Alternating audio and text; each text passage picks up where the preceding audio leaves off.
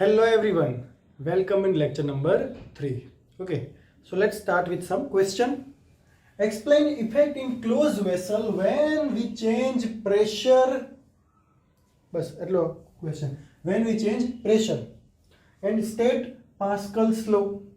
તો એક નાનો અમથો ક્વેશ્ચન છે એ આપણે જોઈ લઈએ. બરાબર છે, સિમ્પલ ક્વેશ્ચન છે. સમજી લો કે આ એક ક્લોઝ વેસલ છે. બરાબર છે, અને આ જે વેસલ છે એનો આ જે પોર્શન છે, આ પોર્શન છે, this portion is like this way. Okay, and let's say this is a kind of piston. Okay, આ એક piston kind નો shape છે. Now here is some pipes are there. Pipe છે which is open to the atmosphere. Okay, let's say, let me draw it same way. Okay, now હવે એવું કહે છે કે આની અંદર એક ફ્લુઇડ છે, આખું કમ્પ્લીટ ફ્લુઇડ થી ભરેલું છે. So it is completely filled with fluid. Okay, this vessel is completely filled with fluid and this is the piston. Now explain the effect in closed vessel when we change pressure. Let's say initially there is some pressure. Chalo, there is some pressure on the piston. Okay, I am putting some pressure. અહીંયા figure નથી draw કરવાની તમારે, just ખાલી સમજવાનો જ છે આ question. So there is some pressure. I am giving some pressure from here. So the water will rise in this one. Let's say water is over here up to this level. Okay, the level will be same. આ એક experimental વસ્તુ છે. ચલો, now let me increase the pressure. Pressure increase કર્યું. So if the pressure will increase, then the water rise will also increase. તો એ તો clear છે ને, તો સિમ્પલ છે. અહીંયા પ્રેશર તમે આપશો ફ્લુઇડને તો વોટર અહીંથી બહાર નીકળવા માંગશે. Water will try to come out from any of the pipe. Okay, so water will come, let's say over here in this pipe at the same height. Okay, water will come to this height, and in this pipe also water will come to this height.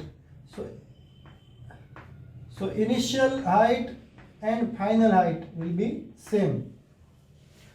એવું નથી કે આ જે છે અહીંથી pressure apply થાય છે, અહીંથી પ્રેશર એપ્લાય થાય છે તો આ પાઇપની અંદર વોટર છે એ બહાર નીકળી જશે, કારણ કે because this pipe is closer to the piston, this pipe is somewhat far from piston, તો અહીંયા પ્રેશર ઓછું હશે, and this pipe is okay સૌથી વધારે દૂર છે, આ પાઇપ છે તો અહીંયા પ્રેશર સૌથી ઓછું હશે. તો આવું નહીં થાય કે અહીંયા આટલું છે, અહીંયા આટલું થશે અને અહીંયા આટલું થશે.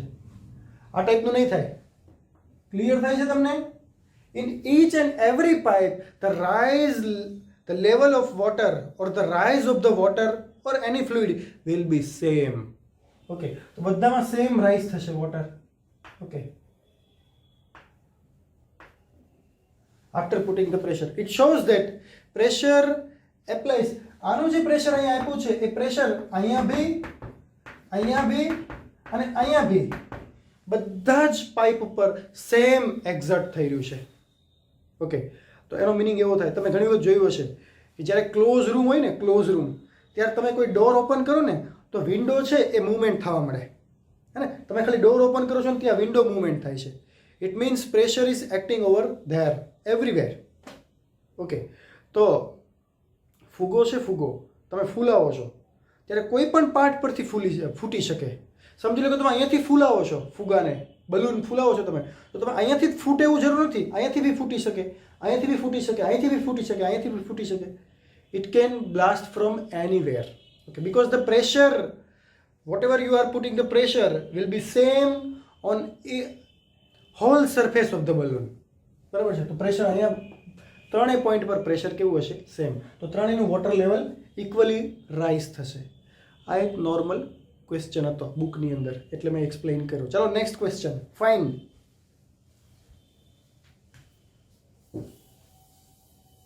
ઓકે, explain hydraulic lift જો બધું અહીંયા હું એક્સપ્લેન હાઇડ્રોલિક લિફ્ટ એટલે એવું પણ કહી શકાય કે draw the figure of hydraulic lift and explain its principle, કોઈ બી ક્વેશ્ચન હોય પણ આ આપણે એક જનરલ એક્સપ્લેન ધીસ આવું બધું કરશું આપણે. Explain hydraulic lift. ઓકે, હવે many a time if you go to a big garage you will see the our vehicle, let's say truck, bus or four wheels is completely lifted. Okay, આખી બસ ઊંચી થઈ ગઈ હોય, આખી car આખી lift થઈ ગઈ હોય, હે ને? તો નીચે એક પેલું હોય લિફ્ટ હોય, એ આખી બસને કે આખી કારને લિફ્ટ કરે. That lift is known as hydraulic lift. Clear થાય છે? જ્યારે ફોર વ્હીલની અંદર પંચર પડેલું હોય, હે ને, પંચર પડે કોઈ ટ્રકની અંદર, ત્યારે બી પેલો જેક મૂકે, જેક, હાઇડ્રોલિક જેક. તો એ ધેટ જેક છે that completely lift whole the truck or a car. તો એ જે લિફ્ટ છે આખી હાઇડ્રોલિક લિફ્ટ છે એ કઈ રીતે લિફ્ટ કરે છે? So the principle, the basic behind the hydraulic lift is Pascal's law. The basic principle behind the hydraulic lift is Pascal's law. Okay, how? Let me explain. Okay, let's say this is the schematic diagram or let's say drawing for hydraulic lift. Okay, so it is the smaller pipe. Okay, which we are at where we are going to give some effort, and this is the bigger piston. Let's say here is a piston. A small piston is over here. Okay, this is the piston, and here is also a small piston is there.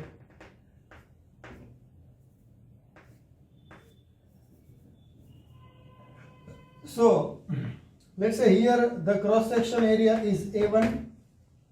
Okay, I got a pipe chaku completely, and this pipe is filled with some fluid.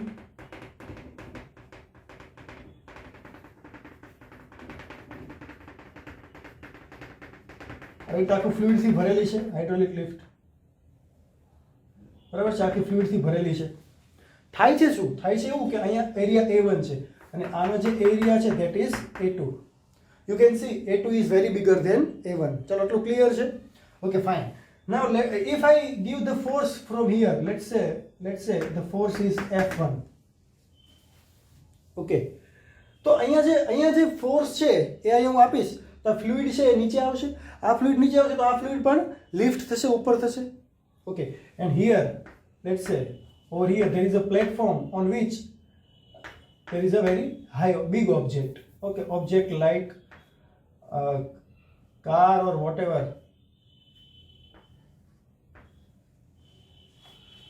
Okay, અહીંયાથી force એક્ઝર્ટ કરીશ તો અહીંયા આ નીચે જશે તો અહીંયા lift થશે, અને અહીંયા એક બીજું ફોર્સ છે એ અહીંયા એપ્લાય થશે. અહીંયા this force is F2.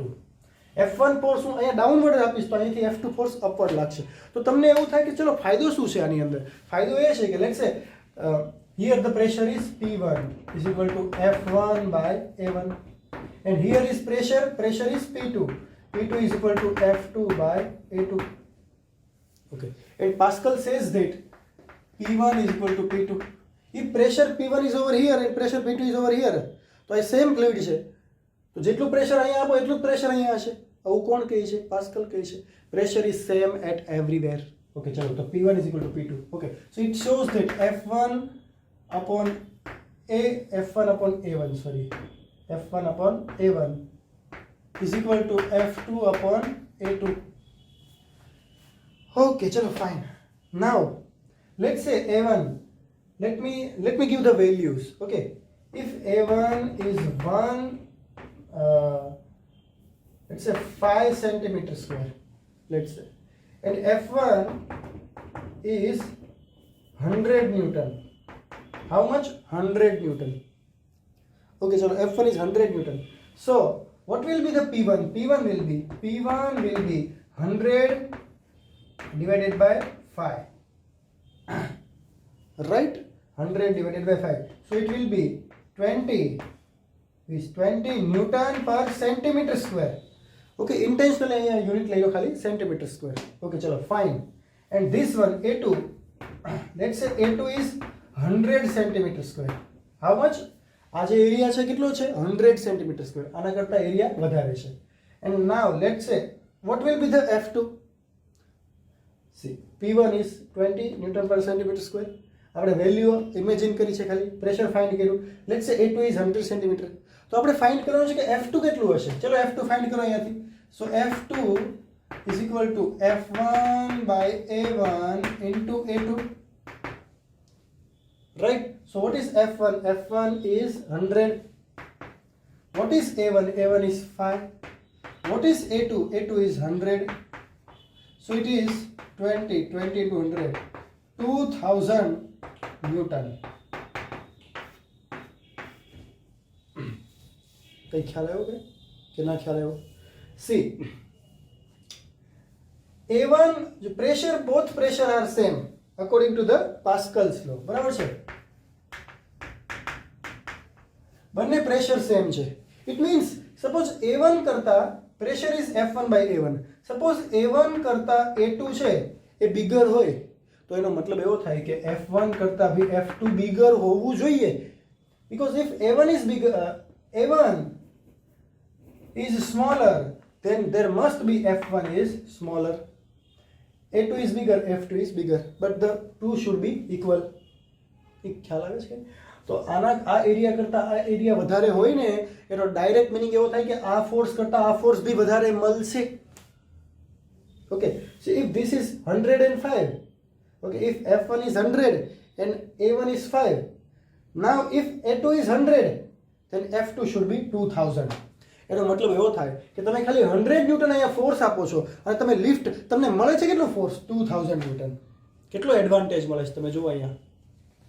Using only 100 Newton effort, you are gaining 2000, or you are using 2000 Newton force over here.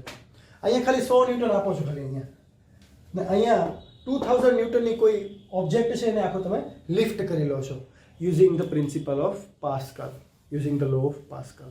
Clear થાય છે? So this was the hydraulic lift. Clear? Okay, ચલો આ કન્સેપ્ટ ખાલી યાદ રાખજો. F1 by A1, F2 by A2. અને મેં તમને એક્ઝામ્પલ બી આપ્યા. A1 A2 ની વેલ્યુ લીધી, F1 ની વેલ્યુ આપી, તો F2 કેટલી થાય, F2 ની વેલ્યુ કેટલી થાય? ઓકે, ચલો આ કેલ્ક્યુલેટ નહીં કરો તો બી ચાલશે. Suppose A1 is this much, F1 is this much, A2 is this much, what should be F2? Then F2 is 2000. It means using 100 Newton, you got the benefit of 2000 Newton. ખાલી 100 ન્યૂટનનો use કરીને 2000 newton તમે lift કર્યું. This is the benefit of Pascal's law, or this is the benefit of hydraulic lift. So the principle behind the hydraulic lift is very simple, Pascal's law. Okay, fine.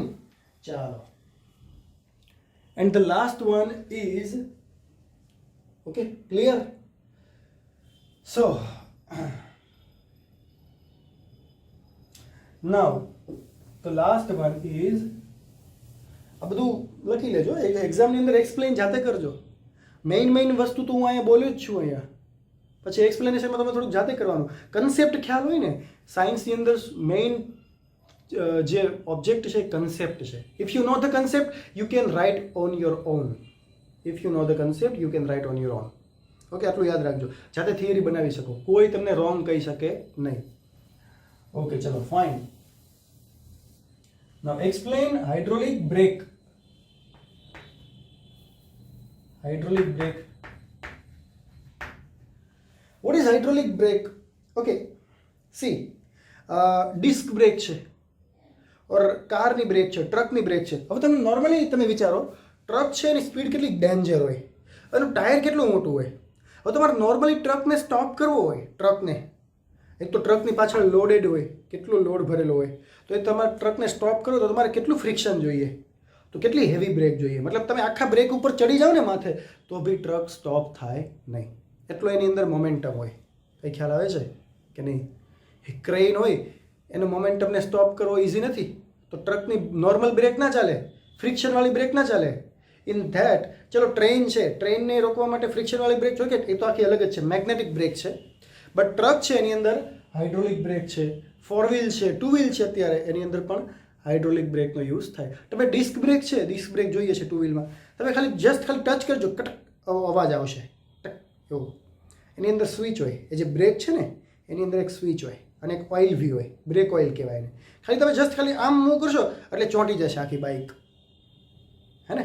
તો that is the hydraulic brake. And the principle behind the hydraulic brake is Pascal's law. There is no need of figure. આ question પૂછાય explain hydraulic break, તો આ ફિગરની જરૂર નથી. શું લખવાનું? So in that hydraulic brake there is a master cylinder. Okay, so let's say this is the master cylinder. If you apply the brake over here, if you apply this is the foot, this is the your foot. Okay, if you are applying the brake over here, it goes, the fluid will, this pressure will exerted to the very bigger cylinder, and here there will be a tire. Okay, let's say this is a tire. A schematic diagram છે, normal diagram. Okay, and the અહીંયા જે છે brake shoe હશે. This is the brake shoe. This is the brake shoe. Okay, now if you will apply small force from your foot, this force will exert some pressure over here. This pressure will be transferred over here, and this here near the brake shoe, the area of the cylinder is very bigger, because here area is smaller, but here near the brake shoe area is very bigger. If the area is bigger, then the force applied will be bigger, because P1 is equal to F1 by A1. If A1 is smaller, if force is smaller, then P2 is equal to F2 by A2. If A2 is bigger, there must be F2 should be bigger. Okay, if A1 is smaller, then F1 is smaller.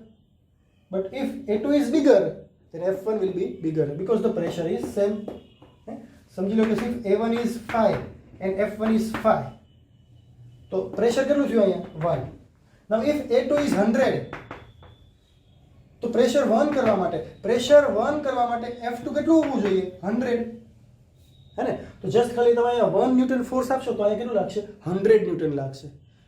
Using 1 Newton you can apply here 100 Newton, because the area is, here area is 5, here area is 100. Okay, so 5 Newton no use કરીને તમને 100 Newton મળે છે. So this is the basic principle behind the hydraulic brake. There is a master cylinder.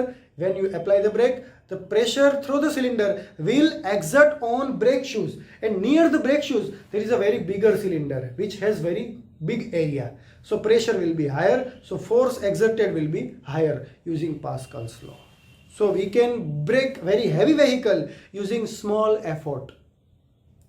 Okay, તો આ વસ્તુ છે. Okay, તો ચલો 1 મિનિટ જોઈ લો કેટલો ટાઈમ થયો. Okay, so that's all for today. આજે આપણે શું ભણ્યા?